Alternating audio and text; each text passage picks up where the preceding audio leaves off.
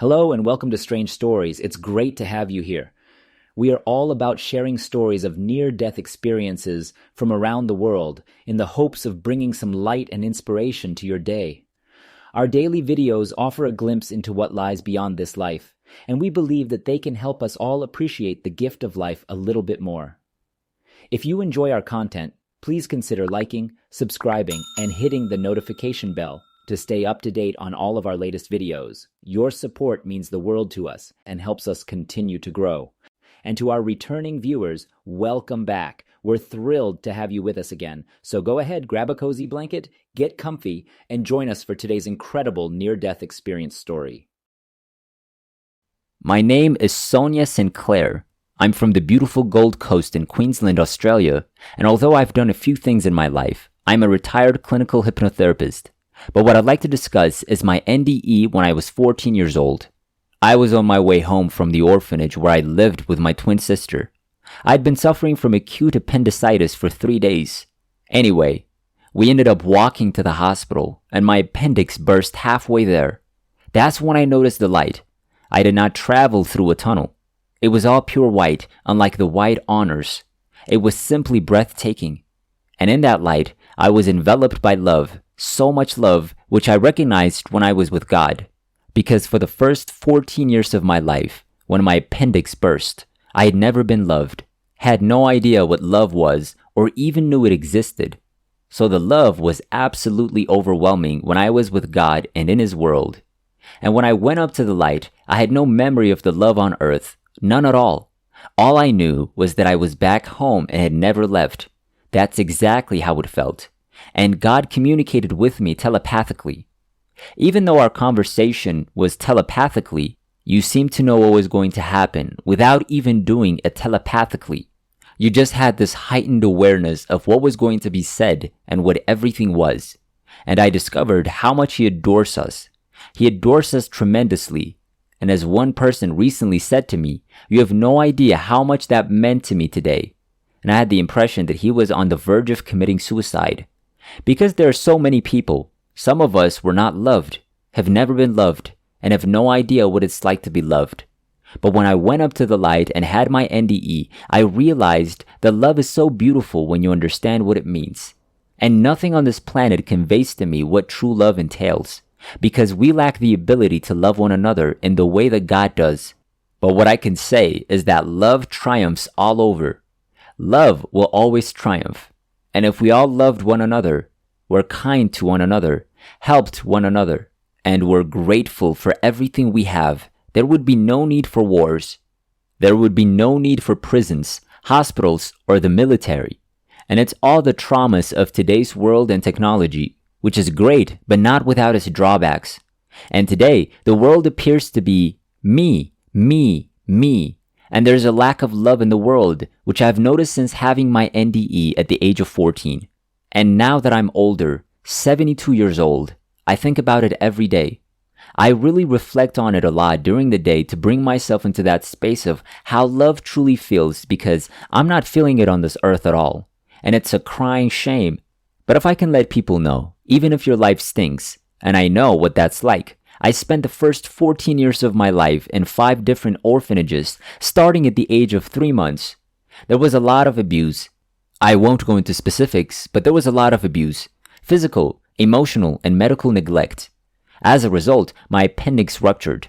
No one wanted to take me to the hospital or make a doctor's appointment for me. And I'd been beaten until I was unconscious when I was 8 years old. So I know I understand. I'm well acquainted with rejection. I understand the anguish and suffering that many people are experiencing. And all I can say is how I got through it, and I'm still alive today when so many others are not. My twin sister didn't make it. She passed away 11 years ago. And many people who are raised in orphanages commit suicide because they don't see any other option. And forgiveness was my way out for me. And I forgave everyone, including my mother, whom I knew from the few times I saw her as a child. Everyone was completely forgiven and released with love. And this does not imply that you must have them in your life. You're not required to invite them to dinner, but simply let them go and let go. Let go of your animosity, hatred, and anger, because we draw on our strength when we forgive. Because it is exhausting not to forgive. There's so much fatigue, worry, and anxiety, and reliving it all over again. And that just keeps us stuck in our flaws. This is what the past does when we live in it. And for me, forgiveness is the most important thing you can do. And I know it'll be difficult for many of you, and some of you will not want to go there.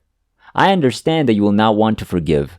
You know, if you don't want to forgive, you have the right not to. But even if you only start with one person, when you forgive, you release everything from yourself. It contributes to a happier, more fulfilling life.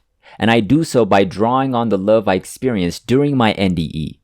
God's love, His capacity to love us, is beyond the realm of human comprehension. It truly is. The greatest love on earth pales in comparison to what awaits on the other side. I never had a negative experience. I only knew love. God was all I knew, and the only thing I learned from Him was to be nice to one another. Love one another once more. Be of assistance. And just because we don't, it doesn't mean we have to be perfect. By no means am I perfect. Believe me, I have my days. But I make an effort, and all I remember is the love I felt when I was 14 and how it returned to me when I awoke in the hospital after surgery. I was so disappointed to be back on this planet because I knew what lay ahead of me. I was aware of the situation, and it had been a difficult life. I had known since the age of 7 that my life would be difficult, and it was especially difficult because, having been raised with a lot of violence and abuse, I married a man who was the same way, and that's all I knew. It was so familiar. So that was my life for a long time, and it wasn't until I was 40 that I realized, you know what? You're worth more. You're more valuable than this. I had no idea what it was or how I was going to get it. All I knew was that I wanted happiness, success, and to be free of the pain and suffering that I'd caused myself. And if I can help anyone today who's suffering from anger or being abused in any way, shape, or form, I want them to know they're valuable. God did not create you in vain. He makes no mistakes. I know it's an old cliche, but He never makes mistakes. You are here for a reason and have a goal. Some of us are here for a greater purpose than others. Some of us might think, well, why am I here? What's my goal?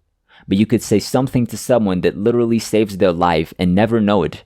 And then there will be a cascade effect from that person to another, and so on. So even if you don't know or understand why you're here, know that you have a purpose, that you're important, and that you're unique. That is what I want you to understand. It felt like a one-on-one conversation to me, but I'm sure God can handle many conversations. When you're with God, everything seems to revolve around you. He makes you feel special, but I didn't see a Jesus-like figure. He was the sun. He was the source of energy. That is what I saw and felt. It was like there was a big dome and I was under it, and He was the dome of light, and it was all energy. But you know it's God when you're in that light and God's light. You know it's God because you can feel it. You can tell it's Him because He's pure love. And when you're with Him, you know you're special, you're perfect. So you're aware of it. I'm aware that some people see forms, but I never did. And I knew it was Him. Yes, there was no pain when my appendix burst. I was in a lot of pain for 3 days, bent over and feverish. And then my appendix burst and I was gone. I didn't feel like I was transported to a specific location or time. I was only present. That was my experience. It was as if I passed out and went straight to the light, with no awareness of it, and I don't even remember getting to the hospital. According to the doctors, I was 20 minutes away from death when I arrived at the hospital. I actually collapsed in the arms of the doctor, and I'll never forget it. We arrived at the hospital at 4 p.m. on Friday, August 14, 1964. Consider an emergency on a Friday afternoon at 4 p.m. It was extremely crowded. My twin sister bravely took me up to the triage nurse because we'd both been worn down by 14 years of orphanage life. She stated that my sister is ill. She requires assistance. It was the first time she had spoken up with such assurance. The nurse took one look at me and picked up the phone, and the doctor was calling my name, and I passed out in his arms the next minute. He was completely taken aback when I came to. He put me on a trolley, and I came to, and he was astounded that I was in such a state. But I don't remember getting halfway from the hospital to that point, because I was distracted by the light. I was filled with pure love.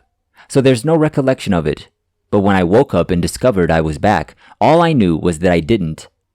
I was extremely disappointed and upset. I had absolutely no desire to return. Not in my life, for sure. At 14, there was no internet, mobile phones, or anything else. I didn't do any research until much later in life because I was living a very difficult life and it wasn't something I discussed. I did not inform the doctors of what I witnessed. I kept it a secret from everyone. I didn't tell anyone about my NDE for decades for unknown reasons. I'm not sure why I didn't. It was not stated.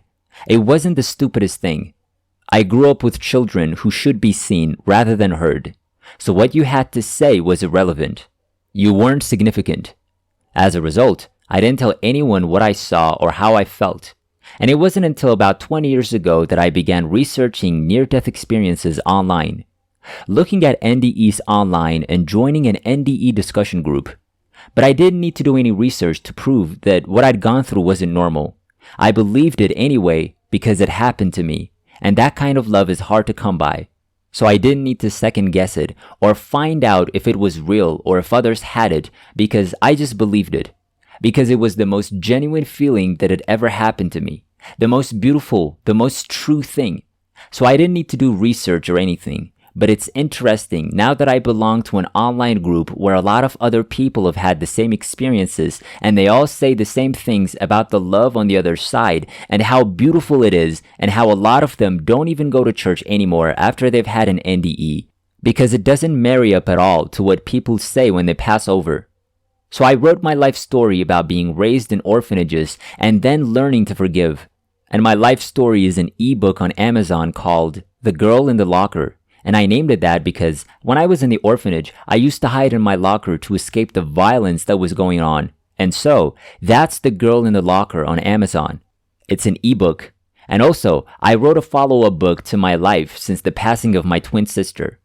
Again, I want people to know how loved and special they are, and that they're here for a reason and that they have a purpose, even if it seems insignificant. I want them to know that they're worth more and that there's stuff here for them to do, especially if you can get out of your own stuff in order to do that. I think life is very precious and we can't waste it sitting back worrying about everything and living in the past all the time. I know there will always be triggers, but try if you can to make peace with everything and forgive and hopefully have a better life for yourself. I'll send you all love and I wish you all well.